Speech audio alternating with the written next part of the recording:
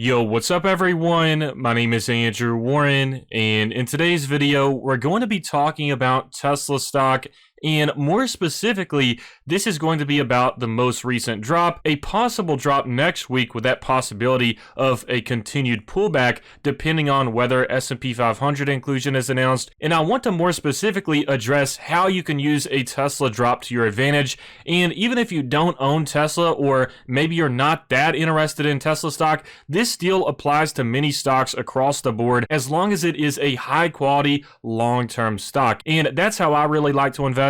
I only invest in long-term high-quality growth companies. As you can see with my portfolio over here, I only own Tesla stock and Apple stock, and so Tesla stock takes up about 85% of my portfolio currently. So like I said, both of the stocks that I own that I've purchased with my own money are growth stocks. This is just a free stock I got right here from referrals. So I do have a concentration strategy, and I also focus on high growth companies that are also companies I believe in the long term. So I'm a long-term holder. I'm talking 20 plus years. Most likely we're talking 30 to 40 years, because when I think about cashing out, really my goal with investing is to just own those stocks as long as I can, because I know, especially with compound interest over time, once you've grown your portfolio 10 times your initial investment, at that point, let's say you have millions of dollars in your portfolio. Let's say by the time you're 40 years old, you have $3 million in your portfolio. Just think about the compound interest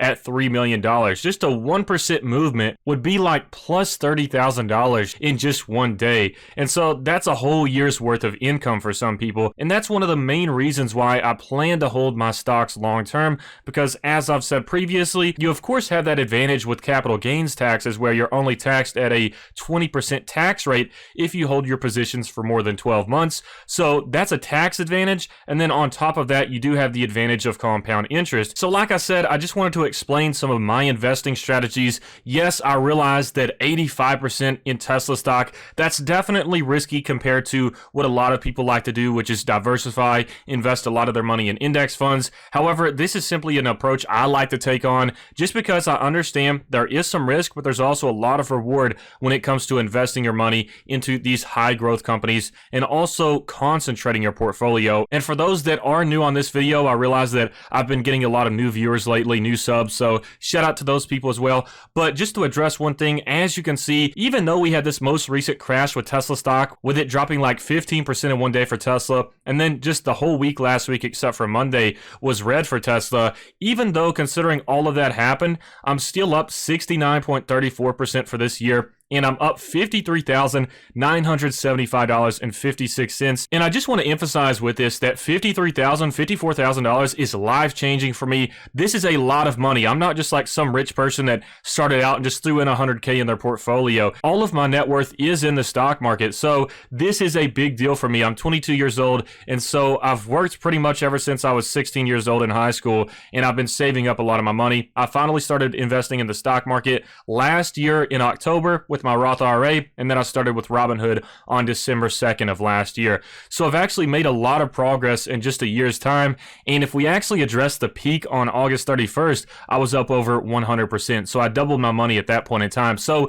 these are the rewards with concentrating your portfolio. And also, by the way, anything that I say or have said in this video is not to be considered financial advice. And as always, if y'all do enjoy the Tesla videos, please make sure to smash that like button. It really does help me out. But like I said, for those interested in a concentration portfolio, one thing that I just have to say with experience is that if you want to have a concentrated portfolio, you have to have some mental fortitude. You cannot be an emotional investor, because when you have a concentrated portfolio, the lost days are going to be much worse than the lost days with investing in an index fund. Like with VOO and NASDAQ, you'll have like minus 2% days, minus 1.5, whereas with Tesla, minus 3.69%, minus 15% in one day. In one day, just last week, counting the after hours, I lost like 20,000 in one day, and it just didn't faze me at all. And And with that, in just a few seconds, I will be discussing that in reference to how you can use those days to your advantage. But I just want to emphasize my history with investing and my logic with investing before we get to that.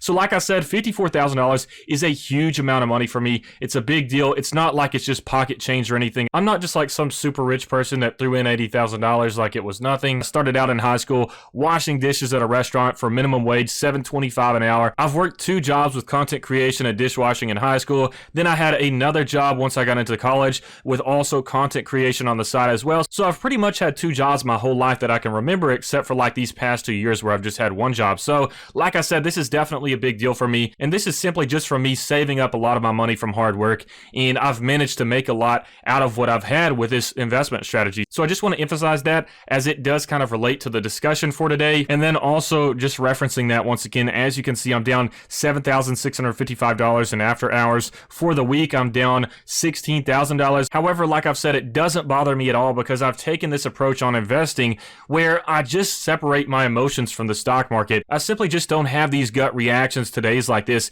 and I actually take on a positive mindset that I think is really beneficial. And that's a topic that is really what this video is going to be all about. So especially given the most recent crash with Tesla stock and what we could be seeing in the upcoming week, I just want to emphasize that an approach can be taken to these red days to use it to your advantage. So for example, let's just think about the typical investor. Okay, so they have a green day, they get excited about a green day, but when they start to have a red day, they get really stressed out, start checking the stock market 30 times a day. It's all they can think about. They can't go to bed and sleep at night just because they keep thinking about the red days. And so they're worried that they're going to lose more money. They start thinking about whether they should just panic sell before the losses get even worse. So we have that type of an investor. You could call that a low risk tolerance. And so let's talk about investors with a high risk tolerance. So for example, like with myself, I would consider myself a high risk tolerance investor. For one thing, I concentrate my portfolio. And for another thing, this is where it really relates to the topic of this video. High risk tolerance investors often buy on the days where we see significant red days for a stock that they're interested in. So for example, in my case, it would be Tesla stock. This is one of those examples where you can actually take advantage of what most people would consider a bad thing, which is a red day. And especially on the days where you have like minus 15% in one day, that's really where you see a lot of fear, panic, uncertainty, and things like that in the stock market. And even with Warren Buffett's famous quote, he says, "Be fearful when others are greedy and greedy when others are fearful." And that's a quote that I feel like really applies to these red days where a lot of investors are panicking, yet the really smart investors that believe in these companies long term are actually picking the shares up on sale on the red days. So for example, let's say you bought Tesla stock for $450 and you bought 10 shares.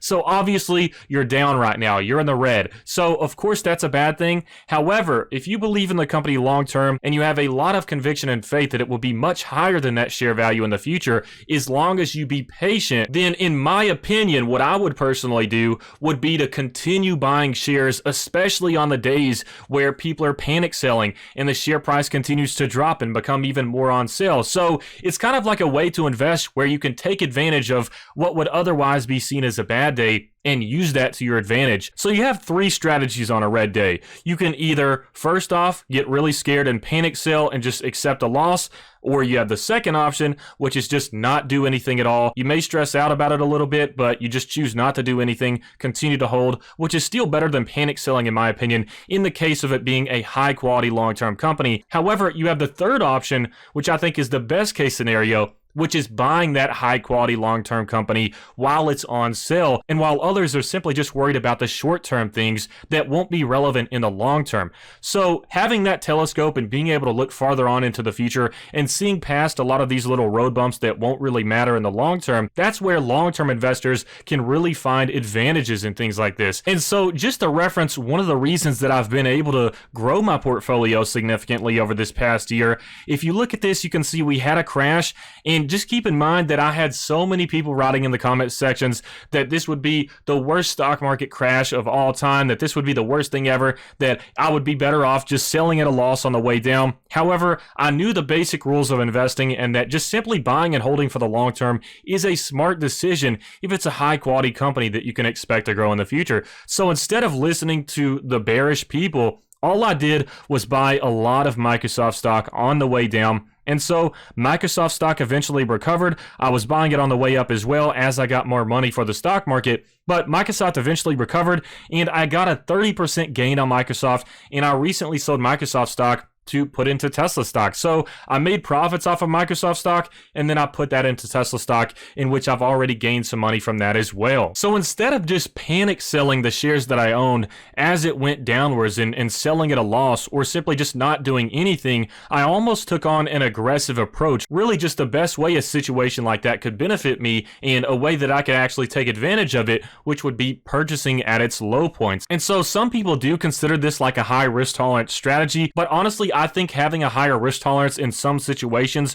when you just understand the fundamentals of investing, is just actually a smart move. But like I said, people with low risk tolerances, they just get too scared as it starts to continue on a downwards trend, and they just cannot stomach those losses. But the thing is, if you can stomach those losses, you can actually use it to your advantage. And honestly, the best way to counter those losses would be to buy more shares of that company, of course, if it is a high quality long-term company. Now keep in mind, these things don't always apply across the board. For example, if you think you've done your research on a company, but it just happens to not be a good high quality company in the long term, in retrospect, then this strategy won't work, because obviously there won't be that upward trend with that stock. However, if it's definitely a company that you believe in, then this strategy can be much more effective. And that has been the case with Microsoft stock and Tesla stock so far as well. And so I think this information is just generally a good key point about investing. It all goes back to the basic fundamentals of investing. For those that are new to the market, obviously a lot of those investors may view a red day as simply just a bad day and that there's nothing they can do about it. However, I use this strategy for Tesla stock. When it does dip, I try to utilize that situation to my advantage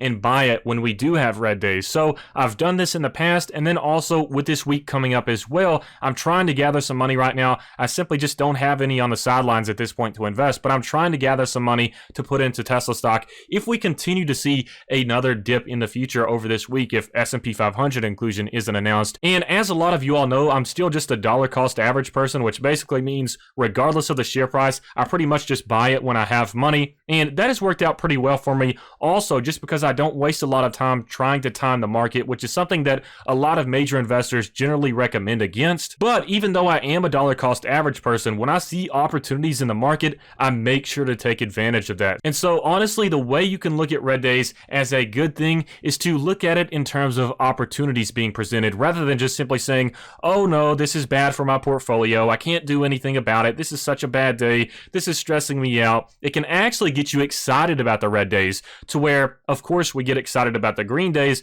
And if a red day happens, yes, obviously it makes your portfolio go down in value, but when you start thinking about how you can use that to your advantage, it sometimes gets you excited about it, especially when you have money on the sidelines to put into that stock. So I just wanted to emphasize this in this video, and I use this strategy a lot. I've done it in the past, like I've said, with this portfolio over the past year, and I will be using it for Tesla stock as I continue buying shares into the future. So I just wanted to share some of my logic and thinking with the stock market right now, and some of my perspectives on Tesla stock. So I hope y'all enjoyed this video. Please make sure to smash that like button if you did, and also feel free to sign up to Robinhood and Webull in the description below. If you sign up with my referral link, you'll get some free stocks, and especially with Webull right now, you can get 2 free stocks valued up to $1,400 if you sign up with my link and deposit $100 into your account. And also, I am pretty close in the Webull summer competition right now. I think I'm in 44th place, and all I need to do is get to 20th place to get a free share of Facebook. So that would definitely be awesome if y'all could help me out and make that happen. But regardless, I hope y'all enjoyed this video,